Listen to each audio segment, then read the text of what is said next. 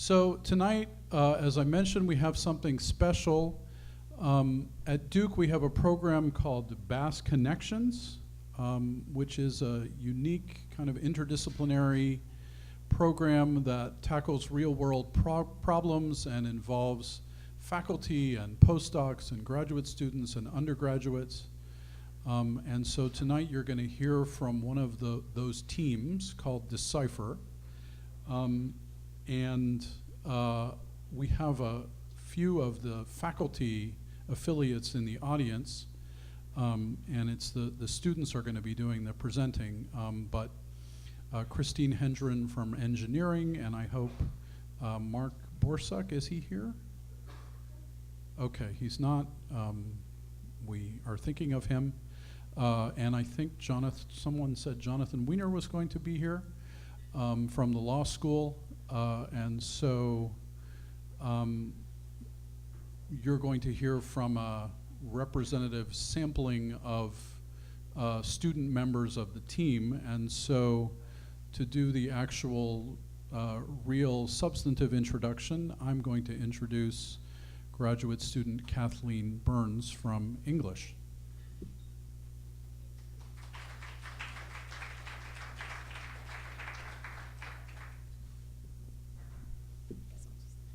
Hi, my name is Kathleen Burns. I'm a PhD student in the English department at Duke University. I am also the manager of an excellent team of students who have been looking at issues of drinking water quality in North Carolina. And so we're here tonight to sort of think and speak with you a little bit about drinking water and the risks associated with it. So I want to begin with this image behind me, which actually depicts a hog farm in North Carolina.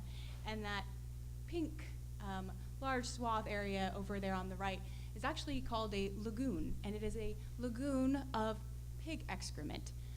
And it's kind of hard to see, but you might be able to tell all of this around it is the floodwaters of Hurricane Florence.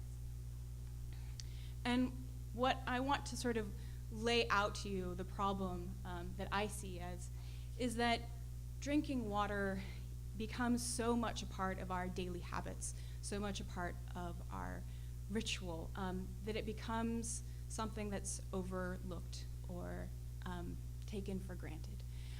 Until something like this happens, like a moment of crisis, right? Where suddenly you're worried, am I drinking water with pig excrement in it, right? And now you're thinking about all of these different questions. Where am I getting my water, right? How does it get to me? How is it filtered? Do I need to put an extra Brita filter on my faucet? Pay the extra $20? How good is that filter, right? So these are some of the questions that start to emerge in these moments of catastrophe.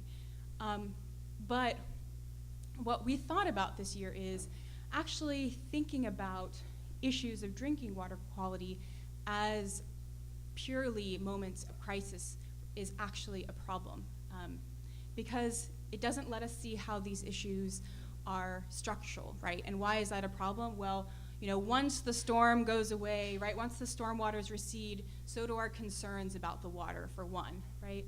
And it also obscures the fact that there are many peoples and communities who do not have access to clean, safe drinking water on a daily basis, right? Not because of some storm or not because of some pipe or water main breakage, right? But because of the structure, right? Because of the social and water infrastructure that they live in, right?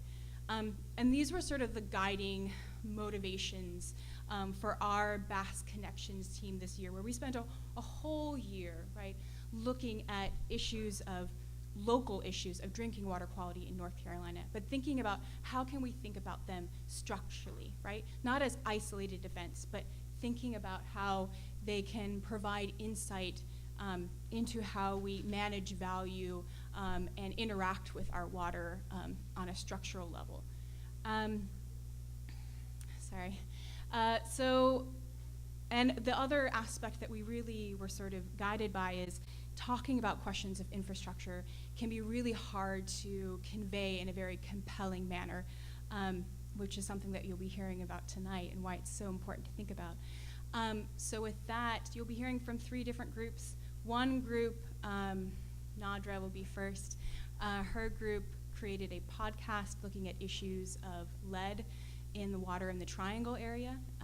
Then you'll be hearing from Rupanjali, who actually looked at the risks that arose from aging infrastructure alongside fluoridation. And then we'll be hearing from Tommy, whose group looked at the impacts of coal ash in Belmont, North Carolina, and their group created a website. Yeah. So with that, please let me introduce Nadra.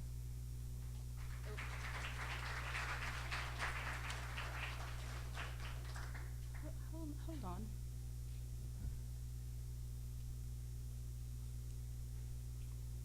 It's this one, right? Technical difficulties.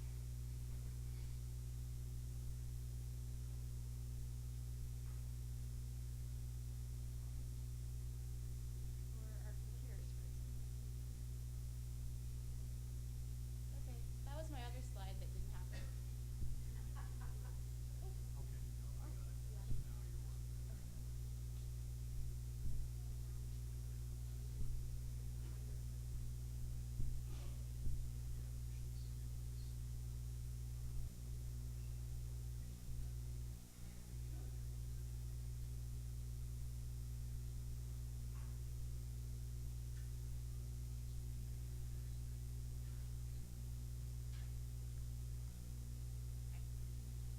Hello, everyone.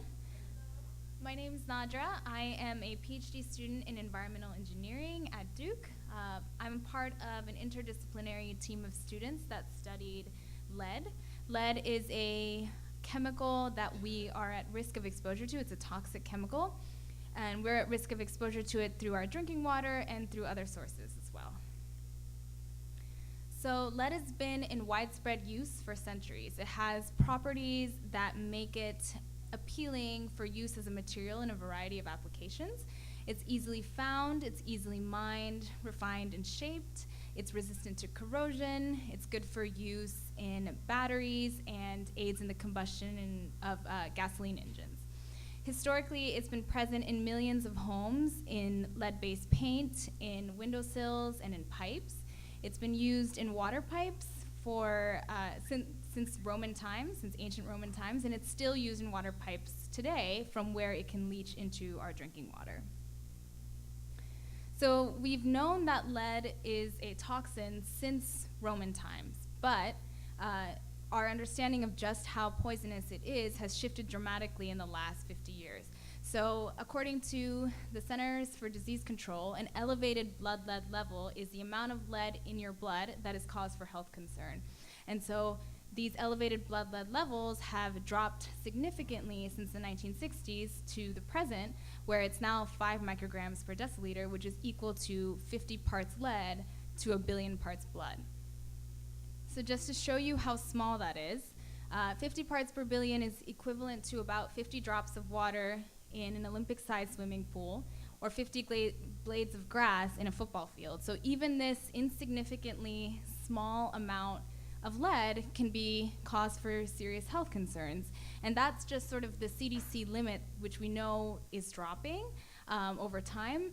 And actually, according to the American Society of Pediatrics, the level that we should be concerned about of lead in the blood of children is actually 1 part per billion. So there's really no safe levels of lead exposure that we should be okay with. And so what are the harmful effects of lead? What does it do to our bodies, to our brains, and to our lives? We talked to Erin Rubin, who is a PhD student at Duke studying the physiological, sociological, and psychological effects of lead. And children are particularly vulnerable to the effects of lead poisoning, so he studied childhood lead exposure in a cohort of people who are now adults, and he found that lead exposure was correlated with lower IQ, with behavior problems, with antisocial behavior, with greater rates of hyperactivity, and an overall diminished capacity to regulate thoughts, behaviors, and emotions. He also saw that people who were exposed to high levels of lead tended to experience downward social mobility later in life. So they tended to be in lower socioeconomic status compared to their parents. And so it's clear that this is something that we should be concerned about as well, because lead poisoning is still a major problem in the United States, and not just in Flint, Michigan, but here in North Carolina as well. So Durham failed to meet federal water safety standards in 2006, and it was cited for excessive levels of lead in drinking water in 2007. And though that was over a decade ago, it's clear that it's still a problem today. A recent study from a couple weeks ago gave North Carolina an F grade for keeping lead out of school drinking water. So we've been successful in reducing lead exposure through other sources like paint through regulation. However, we haven't really been able to do this with water, and it's becoming a growing concern for local residents. And so why haven't we been able to remove the risk of exposure? We talked to Jennifer Redman, who is a local scientist who studied lead in drinking water in child care centers in the Triangle area. And she said that a big part of the problem was a lack of regulation on testing for lead. So the state doesn't mandate testing for lead at the tap. Water is tested for at the source, but lead can leach into it on its way to our homes and our schools. And usually schools and child care centers believe that the public water is safe. They believe that someone is watching over it for them, so they're not really taking the initiative to perform the testing themselves, which is an issue. Because in Jennifer's study, she found that 75% of the taps that she sampled had some level of lead, and she urges that that was a problem because there are no safe levels of lead that children should be exposed to. And so changing these rules around monitoring for lead will help us protect vulnerable populations. And as I said, children are particularly vulnerable, but there are other risk factors for lead exposure as well. And she helped describe this in an interview that we had with her. So in our data, we show that there are variations in race and socioeconomic status in child care regions. In areas that are lower income and have higher minority populations, there's less money to do testing and mitigation for lead in drinking water. And when it's not regulated, it becomes difficult to take the cost into account and move forward. So because the state isn't doing testing at the tap, the areas that have the least economic resources are least capable of performing testing. So lower income areas are at higher risk, and lower income areas also tend to have older homes where there's a greater risk of exposure through lead-based paint. And in North Carolina, lower socioeconomic status disproportionately applies to racial minorities. So race is a risk factor as well. And this makes this issue of lead poisoning really a problem of environmental justice, because it disproportionately affects people who are lower income, disproportionately affects African Americans, Native Americans, and Latinos. And so coming up with solutions to this problem will require targeted efforts to help these communities that are particularly susceptible. And this must be done in order to really solve this issue, and in order to make Durham and the Triangle a more safe and a fairer community. And so we wanted to kind of aid in that effort by bringing awareness to the issue, which is why we were motivated to do this study. So I thank you for coming to listen to us, and I hope I can answer any questions after the talk.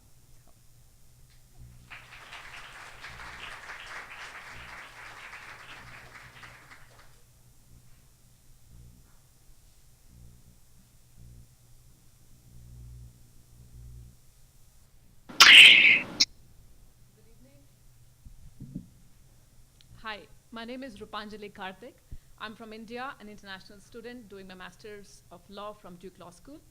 And we have a team who did a study on fluoridation and aging water infrastructure in Orange County, very near to Durham. So there were two events which happened in the last 2 years. In 2017, there was overfluoridation and a water main broke. So there was water emergency for 3 days, water interruption followed. Another incident happened in November 2018, in which again there was a water main breakage. I'm not sure how many of you are able to recollect such incidents or such news pieces, but this was pretty personal to me. In 2017, when I came to US, I was a new student, and I had a very limited budget. So for a student with international background, when you come to US from India, the last thing is that you are never prepared for such events, because you think that such things will not happen in US. It's a pretty progressive and a developed country. So that shock was one thing for me, and I wasn't planned for it. There were 3 days of uncertainty in which I had concerns for my health, because I couldn't have taken the chance of drinking contaminated water, because and who's going to foot the bill for such a huge thing? And health is so very expensive in US. So these all concerns were cropping my head when there was a do not use water advisory by the Orange County Water Authority, in which I couldn't have even used the bathroom. So buying water for non-drinking purpose was unthinkable for me. So I had to figure out and talk to a number of friends and then request one of them, and I had to leave Chapel Hill for 2 days and stay at a different city. So this personal experience is also one factor which intrigued me to go deeper into it, and the entire team also thought that this is something we need to dive deeper and understand how different human beings in the same part of the world felt about it. So what exactly happened? In one case of 2017, there was over-fluoridation. The normal process of fluoridation is that we add some amount of fluoride in water so that the dental health improves and there is no decay of the dental tooth decay is not there. The process of water treatment follows, in which we add fluoride. So exactly at the point where after the filtration, we add fluoride, and this is where the accident happened. It happened because of a human error coupled with a machine error. They tried to correct it, but they couldn't, which led to an exorbitant amount of fluoride in water, and they had to shut the water supply. In addition to that, this seemingly benign picture of a broken pipe, which is crisscrossing like a grid every here and now and under the ground. We don't know where exactly. So this kind of a thing can wreak havoc in the life of people. And this is a picture from 2018 event, which happened in Orange County again. And so the crew is taking care and cleaning up the mess because of the water pipe breakage. This incident led to the loss of 9 million gallons of treated water. And this incident in 2018 took 8 to 9 hours for the crews to locate where exactly the broken pipe is. So there are lots of events which are related on the seemingly simple picture. Many things go behind the curtains. So the impact. So as a group, we tried to understand, and we talked to residents, we talked to business groups, we talked to Orange Water County officials, we talked to subject experts and the businesses on the Franklin Street to find what was the impact. One picture that you can see here is that there are a lot of people who are buying lots and lots of water. There is a shelf there's no water. The water in the pipe you cannot drink, and whatever is there in the store is not available for many. In addition to that, there was an impact that the UNC Chapel Hill University closed down, the schools closed down, and the 2017 event, it was on a weekend, a Friday, Saturday, Sunday. Businesses had to shut down. There was a lot of economic loss to them. There was an important basketball match which had to be shifted to a different venue, all because of a water interruption, which normally we don't think that such things would happen. Taking the impact forward, like when we talk to the residents, one of the residents, she says that after the incident, she started putting this water purifier because she has become concerned about the water quality. She has almost like there's a trust deficit with the local water authority. She's not sure of the water she's drinking. This she did not do ever before in her life, but after 2017, it's a part of her normal daily practice. Another resident shared that she had to create a makeshift bathroom in her backyard for her 2 kids. And that was a surprise because in a country like US, and this happened in Orange County, which is one of the richest counties in North Carolina and United States of America. So we were thinking as a group, as a team, that if such events can happen in such a rich county, what can be the plight of the counties where the resources are starved? So that was just a thinking point. 2 broad thinking questions, which as a team we were able to come up with. One on fluoridation. Is there a need to fluoride to add fluoride in water, yes or no? Because in 1940s, when this thing started, definitely there was a need because there was a lot of dental problems happening. But from that time, since 2019, we have passed 70 years, and we have fluoride supplements available. We have toothpaste, we have mouthwash, and so many things available. So one, there is a need to question, is there a need for a policy change? Second thing related to fluoridation is, if at all we think that no, we want to continue fluoridation, it's okay. But the point is, the agent of fluoridation that is used in majority of the water treatment plants in the United States of America is containing arsenic in it. And arsenic is a known carcinogen. So even if we continue to fluoridate our water, we need to be questioning the safety of the agent with which we are doing that. And second important thinking point is that we need to prioritize investment in water infrastructure, which is aging, and in case we defer it, the cost is going to escalate, and in future, it might disproportionately burden some members of the communities more than others, and there might be some legitimate questions of equity and social justice. My last slide is showing the infrastructure report card. At the national level, you can see that in the water infrastructure, we are graded at D, and at the state level, North Carolina, we are C+. Being a law student, and I asked a couple of working firms here that in case I get these grades on my transcript, will you offer me a job? They say, no, sorry. So I was thinking, that maybe if I as a student is concerned about the grade on my transcript, how conveniently we have accepted such unbecoming grades for the water infrastructure, which is so very important to our life. So the broad takeaways for you people, two broad takeaways from my presentation. One, do we need to fluoridate? Yes or no? In case it is, how? And second, we need to prioritize investment in aging water infrastructure sooner than later. Thank you. With this, I give to Tommy to take to the last stretch of presentation.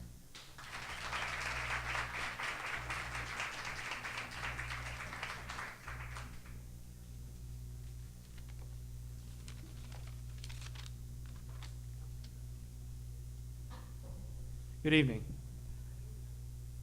Thank you all for coming here and giving us a chance to share our research project. For me and my team, we've been working on coal ash and drinking water in Belmont, North Carolina for the past year. For those of you who are not very familiar with Belmont, it is a small town right on the outskirts of the city of Charlotte. So I want to start my presentation by asking you all a question. How many bottles of water do you think it would take for you to prepare a traditional Thanksgiving dinner for, let's say, a middle-sized family? Anybody care to take a guess? 30. Anyone else? 100. You? 200. Wow, that's very ambitious. All right, the number that we got was 45. Well, I should say these are all very good estimates because there's no correct answer to this question, right? We have different sizes of bottled water and different sizes of the family. But the number that we got, 45, it came from Laura Tench, who is a local resident in Belmont. And in her interview, she said that she remembered this number so vividly because it has been the real-life practice for her family for the past 3 Thanksgivings. Actually, ever since 2015, when local residents were first warned that their well waters were contaminated by coal ash from a nearby coal ash power plant owned by Duke Energy, residents have been living on bottled water for drinking, cooking, and bathing for more than 1,000 days. Actually, let me show you a picture here. It's very mind-boggling that just stacked up bottles of water. This is from Appalachian Voices, taken at the local resident living room. And we've actually interviewed this specific resident, and we've seen bottled water stacking up like this. And imagine there are even empty bottles after they're being used. So at this point, you might be wondering, what is coal ash and what makes coal ash such a dangerous contaminant? So coal ash, as the name suggests, is the residual of coal after they're being burned in coal-fired power plants. And heavy metals and carcinogens are what makes them extremely dangerous and harmful for human health. In essence, it's pretty much a cocktail of all the very highly concentrated heavy metals. For example, say aluminum, copper, arsenic, which is a carcinogen, cadmium, mercury, and lead. And these toxic effects will, if coal ash is consumed, it will affecting nervous system damage, cancer, organ damage, reproductive problems, and birth defects, etc. You might be wondering, how does coal ash enter our system? There are actually majorly two ways for coal ash to go into the neighboring environment. One is the direct collapse of the coal ash ponds into a nearby waterway. Because of the location of the power plants, the coal ash ponds are always very close to, let's say, a river. Another way, which is more long-term, chronic, and more harmful for the local community, is the leaching of coal ash pits, of the heavy metals, the contaminants in coal ash, into the groundwater. And then, because groundwater moves around, it will go into the domestic wells of the neighboring communities. In the special case of Belmont, this is a GIS map provided by Southern Environmental Law Center. And they have been helping local residents in Belmont to file lawsuits against Duke Energy. On the right, in the middle, the white dotted line indicates the river. It's called Catawba River. And the area outlined by yellow lines is the Allen Plant Steam Station, which is where the coal ash pond is located. And let's focus on the left side. That's where the Belmont residential area is located. And each of these red dots, as we all know, red indicates danger, right? They're really dangerous. These are tested and given advisory, do not drink, from the government. There are some purple dots on the bottom. It means that there are some unknown carcinogens or heavy metals tested, but it's just less bad, but not even as good. So after our team learned about the basics of coal ash, we embarked on a journey to learn about the timeline of this entire coal ash contamination incident in Belmont. But surprisingly, instead of tracing it all the way back to 2015, when local residents were first warned, we traced it back decades ago. Actually, in our interview with Laura, she told us that the local residents have realized that something must have been wrong with their environment way before. For example, they had to wash their cars at least once a week because the ashes are so corrosive that it will damage the car paint if they don't. And more unfortunately, they have realized that the respiratory disease and cancer rates in their neighborhood has been unreasonably high. And actually, most of the residents that we interviewed have lost their loved ones prematurely due to cancer in this era. So it's natural that the residents became suspicious and start inquiring Duke Energy if the neighboring coal ash pond has anything to do with their health and environment. But the answer from Duke Energy before 2015 has always been negative. And even after 2015, when Duke Energy admitted that they have polluted the well waters, the local residents had to fight really hard for Duke Energy to pay for their bottled waters, and even harder to be put onto the municipality water, which is slightly less contaminated than their well waters. And actually, there's another very weird fact that another party involved is the Department of Environmental Quality of North Carolina, the DEQ.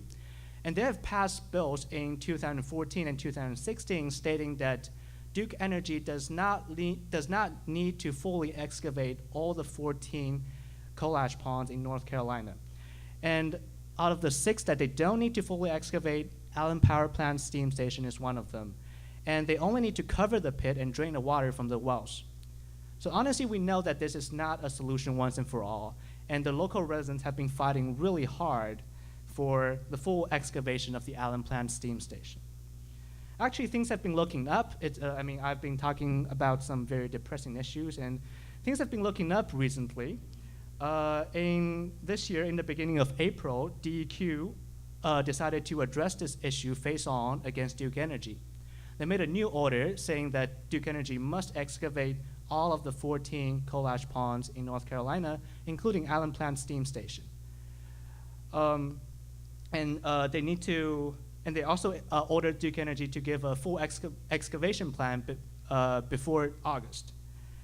However, we have to acknowledge that this is not the end of the tunnel just yet.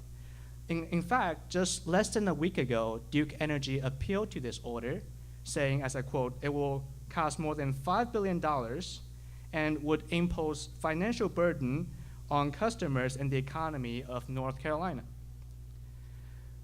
We know, right? It is not very, very promising. And also our team found out that even if the coal ash are fully excavated, it still takes time for the contamination to the chemicals in the soil and the underground water to dissipate. So this is not the end of the issue just yet. Not only does coal ash contamination covers a long time span, as we just discussed, it is also very pervasive in space. Here's a map of the United States stating that at least 22 states failed water pollution standards due to coal ash contamination. As you can see here, it's a very serious issue in the southeast of the United States, especially Belmont is labeled right there with a red dot. In North Carolina, there are also dots for Wilmington and Goldsboro. So we have to admit this is a serious issue all across the United States. So our team incorporated what I have just presented and much more into our Keystone project, which is an interactive website. Here's the bit.ly link for our website. It is still in its final stage of making.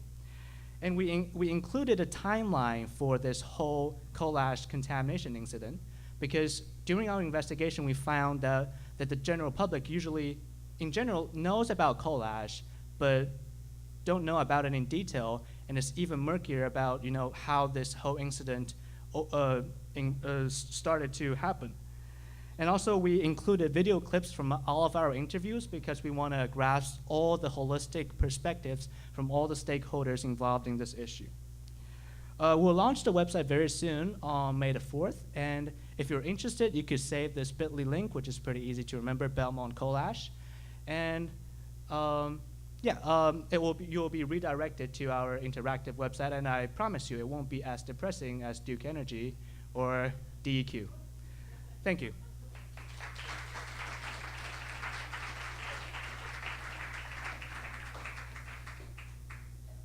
So we'd now love to take any questions that you have for our group representatives. Yeah, come on up.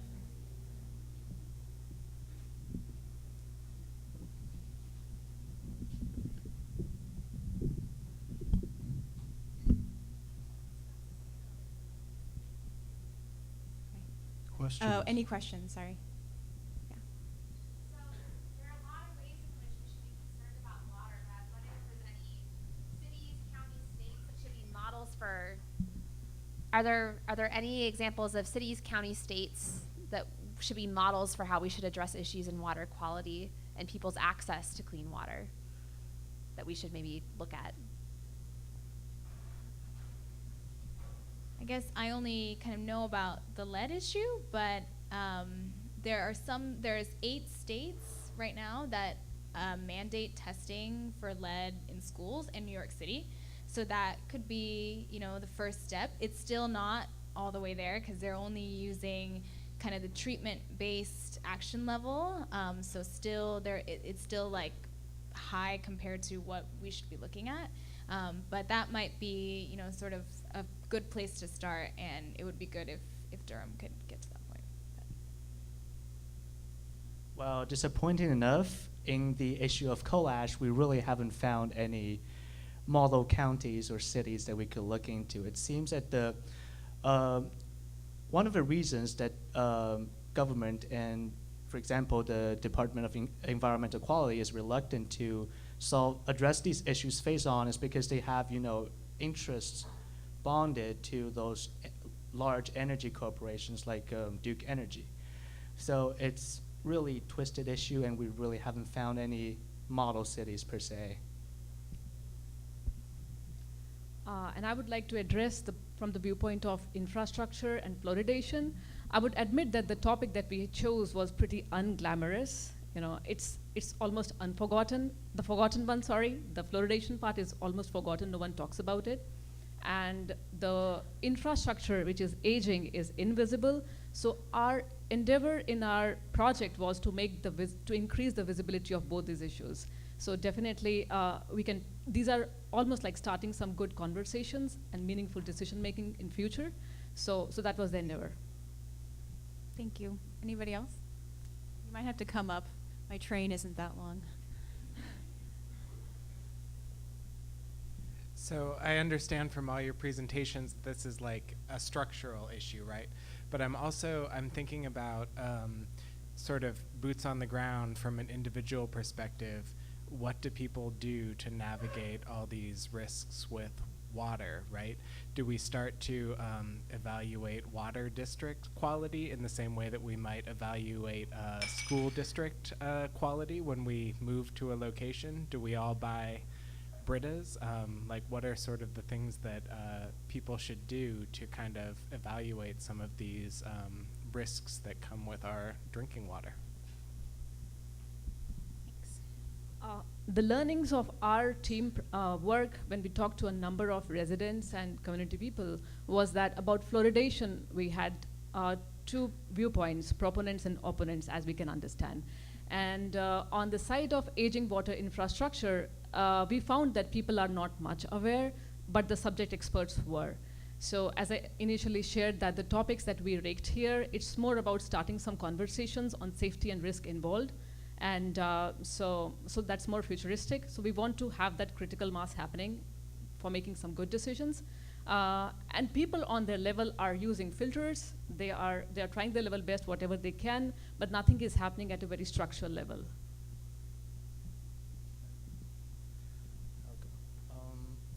Yeah, I think that's a very good question. Actually, yeah, so during our investigation, we did involve interviewing local residents a lot.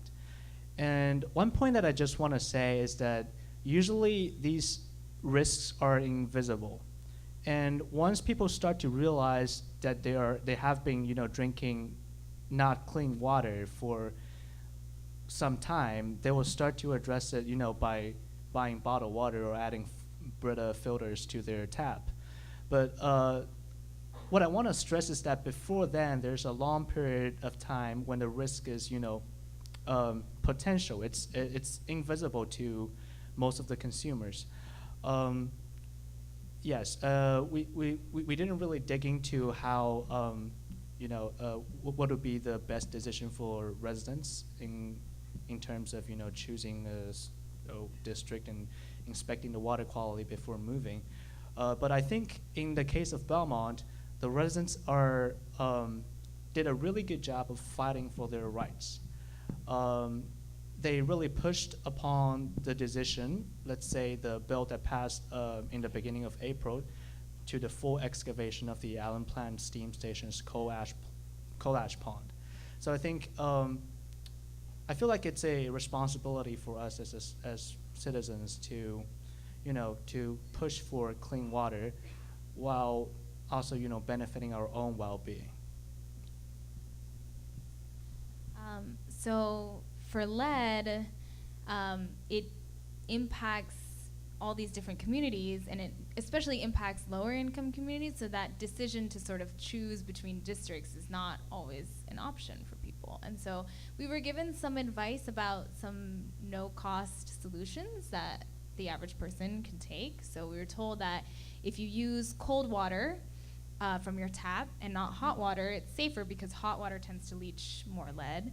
We were told to flush out your tap frequently so water doesn't stagnate in your pipes, and then also clean out and frequently flush out the aerators in your sink so particles don't accumulate. And then if you work in some kind of childcare facility, you might want to designate for water, for like tap water, designate points for consumption, designate points for like cooking and drinking, and take special care in those areas as opposed to the ones that you may use in your bathroom, because those are not as high risk. And some low-cost things are, buying filters and getting filters that are specifically used for lead removal, because there's a lot of popular water filters that don't focus on lead removal. And so that's another solution that we can take. Great. Anybody else? Thanks, Greg. All right, project. I mostly want that's a good question. Well, I just use like a regular Brita filter. I live in dorms, and I don't really care about the water quality that I drink, so I just drink tap. Yeah. Yeah, I have an experience to share. Like, I switched to boiling water on a daily basis since last 6 months, because one day when I was drinking hot water after putting it in the microwave, it was a white mug, and I could see something like ash kind of a material at the bottom of it. It happened twice. So that raised my, I wasn't sure what to do, and being a student, there's so much of time that goes for studying that you don't get time to now think about it and talk to experts on that matter. So I took a call on my own that, okay, let me stop using, because that was after filtration. So that means I was thinking that apart from filtration, even that is not working. So I started boiling water. I don't know, it sounds very regressive, but as of date, I'm doing that. In future, I might think of some better thing. So I'll say that when I first moved to North Carolina, and my house is not that old, built in the 1980s, and I didn't have a filter on my faucet until I had to teach a class on questions of environmental justice and lead. And I started researching about Flint, Michigan, obviously, because I was trying to tell this story to my students. But that's actually when I found out that Durham had failed its federal lead standards in 2006 and hadn't disclosed it, right? And that was, for me, one of the driving factors for having a filter on my faucet. But also, so I'm an English teacher, so I get to do this great thing where I have my students close read things. And so I had them close read the website page of the Durham municipal site on lead in drinking water. And so I just gave it to them, I handed it out, and I said, okay, now take your powers of acumen and close read this page and tell me what you think, right? I'm paraphrasing here, but the first line says, lead is a natural element that is found commonly in the environment. And of course, we had this whole semester about how nature is something that's made up and not real. So of course they were like, that's doing so much work right there. It's obscuring the fact that it's poisonous. So of course I got not a kick, but I told them, okay, well, does it change your perception of it all when I tell you that Durham failed its federal lead standards in 2006 and didn't disclose it? I've never seen a English class so excited, or just excited to talk. Passionate is what I mean, passionate. But for me, I think, and this goes to Tommy's point about how do we begin to make these questions visible, and part of it is how we narrate and talk about these issues.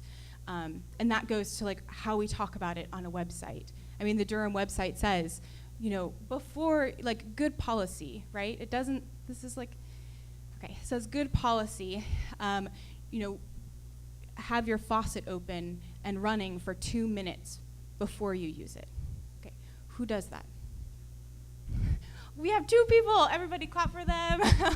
But for me, I think that just signals, and this is something we've been speaking to, right? The burden is on the individual. With the exception of these 2 lovely people in the back, most people do not run their faucet for 2 minutes before they use it for anything. Okay. Any other questions? Can I add to your point? Definitely. I just want to add to Kathleen's point. It's first of all, about the invisibility of the risk. So during our project, we do find it to be quite troublesome for us to create the interactive website. And I suppose for Rupanjali's group, for the photo assets, it's even worse. Because it's only in a once in a lifetime's chance that we find a very striking photo that the coal ash pond is collapsing and spreading out all over the waterways. But usually we just see it as a power plant, and we don't even put drones on top of them to shoot the pictures, because we never really thought about this. And on another point, I wanted to add something. It was about the filter. So I forgot to say that I'm a undergraduate student, second year, studying chemistry, and I feel like I haven't really studied the pattern of, say, Brita or whatever, but I feel like all those filters don't really focus on heavy metals. So that really goes back to the point of Belmont, where all the residents have to be provided with bottled water. heavy metal is, as far as I know, is pretty hard to extract simply from a filter. Am I right, Nadra? Like, with lead, yeah. Yeah, so I mean, we haven't really done a project on this. It's definitely worth working on. Thank you. There are so many chemicals that we don't even know that we need to filter too. That's another discussion for the Clean Water Act. If we move from these individual steps to the structural steps that somebody mentioned, it seems to me, and correct me if I'm wrong, that for coal ash and lead, our calculation is how much do we want to pay to reduce these risks, you know, through some mechanism. But for fluoridation, it's about a health risk on both sides, right? A health risk of one sort versus a health risk of the other sort. So does that make our risk calculation easier or more difficult? What a good question. I think that definitely makes the issue more complicated, and maybe that's a reason why they have not been able to take a call on that. When I was reading that the fluoridation, the agent for fluoridating itself has arsenic in it, and the EPA, that's the Environmental Protection Agency's guidelines, say that the maximum permissible limit for arsenic is 0. So if that is 0, but through the agent there is some amount going legally, that's a big question mark. So, and one of the articles which I read, it talked about that if we change the fluoridating agent, it might add to cost, as you earlier said about the 2 elements. So I think, yeah, there are difficult questions, but for fluoride, it becomes a little easier because we are not disinfecting water. You know, it is not even a nutrient. It's an element which is added just because we think that initially there was an evidence for sure that it takes care of the dental tooth decay. So that is perfectly okay, but now 70 years down the line, now we are in 2019. So if you talk about a policy adaptation, maybe it's time to talk about it, because it is not that we are adding to take something bad out of water, we are adding it as an element, thinking a different kind of a health thing. So from that, it's an outlier in the entire water treatment process. It cannot be compared to lead or coal ash. It's a different element we are adding, thinking it's gonna cause a kind of a solution, but it has its own health impacts, especially carcinogenic kind of a things. And there are research papers on that, and I was surprised, actually. I was really surprised that the agent is such a big thing, and there's not much talk about it. So we thought, again, to add to what Kathleen and Tommy said, that the entire aim of the project was try and bring the invisible to the visible and let us start talking some meaningful discussions so that the policymakers, they make some informed decision making. So I want to add really quickly, and not to take up too much time, but what helped really drive home for me why it's so important to think about, again, how we're telling the story of water, is I had a professional photographer potentially come out to take pictures of my team. And I love my team, and I'm such a big cheerleader of them, so I was so excited. So I get on the phone with him. He asks me, tell me what your students are doing. What are they? Oh, well, they're, talking to residents about questions of infrastructure and lead. And he's like, oh, that sounds great, that sounds great. I don't think this is like the right fit for me. And I asked why, of course, and he said, it'll be so hard for me to convey your story in such a visually compelling way. I just don't see how I can do it. And at first I was sad, oh man, God, this professional photographer was gonna be great. And then for me, it was like this aha moment of oh yeah, that's right, that's why we're doing this project, right? Because it's so hard to communicate these issues in a visually compelling way or in an orally compelling way that also communicates the scope and the scale while also still speaking to the individual. So I had to share that experience. Any other questions?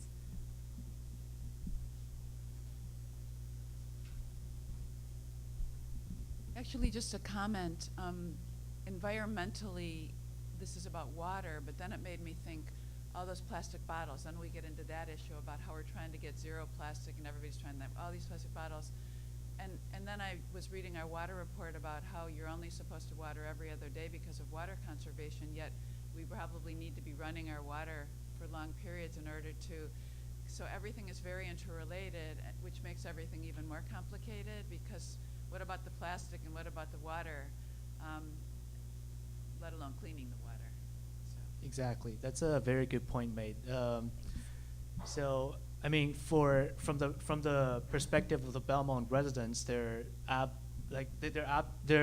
absolutely more concerned about the safety of their drinking water. But from another perspective, like all those waste from the plastic bottles and extra weight from wasting water, it is definitely another environmental concern. Great. Yeah.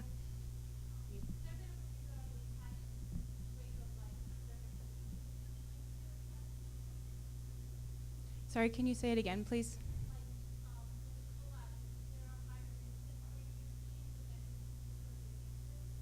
So the question is there an uptick in diseases that are possibly associated with coal ash? Great, thanks. So we haven't gathered the specific data because it's concerning the privacy of the residents and also the time for our project. But we, as I mentioned, just from our interaction with the local residents, we do find that there are higher incident for cancer and also diseases related to respiratory systems. While we can't say that there's a direct relation between the coal ash contamination and the cancer rate, but we do see a very high incident of, a very high coincidence of these two. Great, thanks. Another question?